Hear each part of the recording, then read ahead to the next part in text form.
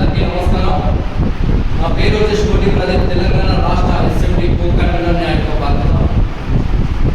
ఈ మధ్యకాలంలో స్కూళ్ళలో విడిగా బుక్కులు అమ్మకాలు జరుగుతున్నాయి. దానికి కారణమైనటువంటి ఏ స్కూల్ యాజమాన్యం ఉన్నా సరే ఎవరిని విడిచిపెట్టేది లేదని చెప్పేసి ఎంపీఓ గారికి మొన్నటి వినతి పత్రం కూడా ఇవ్వడం జరిగింది.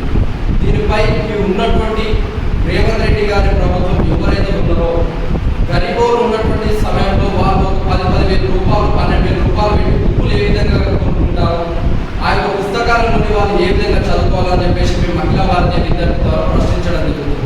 ఇప్పటికైనా మేల్కొని ఈ యొక్క ఎంపీఓ కావచ్చు, ఎవరైతే ప్రతి ఒక్క చోట్లలో ఉన్నటువంటి వాళ్ళు ఎవరైతే ఉన్నారో ఆ వస్తువులలో ఒకసారి తనిఖీలు చేయమని చెప్పేసి మహిళా భారతీయ విద్యార్థి పరిషత్ ద్వారా మేము కోరుతున్నాం. అదేవిధంగా ఈ యొక్క గవర్నమెంట్ స్కూళ్ళలో పాఠశాలలు ఏవైతే ప్రభుత్వ పాఠశాలలు ఉన్నాయో అందులో మౌలిక వసతులు పోయిన సంవత్సరం నుంచి చూసుకుంటే మళ్ళీ ఈ సంవత్సరం వరకు కూడా మౌలిక వసతులకు అదే ఇబ్బంది.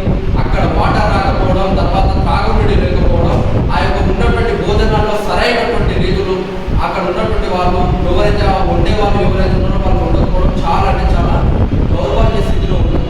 ఇప్పటికైనా మేల్కొని ఈ యొక్క కొత్త ప్రభుత్వం వచ్చింది, భవిష్యత్తు ముందు ఇదే ప్రభుత్వం మీ విధంగా చేస్తుందనే విద్యార్థులు మేమంతా తిరుగుబాటు పడి ఆ యొక్క ప్రభుత్వాన్ని మేము దింపేశాం. అదేవిధంగా ఈ యొక్క ప్రభుత్వం చేసి ఈ ప్రభుత్వం కూడా అక్కడ పడినటువంటి దిశ పడతారని చెప్పేసి అఖిల భారతీయ విద్యార్థి పరిషత్ ద్వారా డిమాండ్ చేయడం జరుగుతుంది.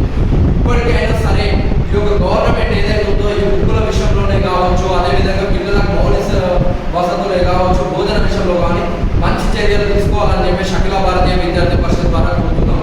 ఇప్పటికైనా ఈ యొక్క డిమాండ్ మీరు ఏమి కూడా చేయకపోతే రాబోయే రోజులలో అఖిల భారతీయ విద్యార్థి పరిషత్ తీవ్రమైనటువంటి పెద్ద ఉద్యమాలు చేశారని చెప్పేసి కోరుతూ ముగిస్తున్నాను. జై హింద్, జై భారత్, భారత్.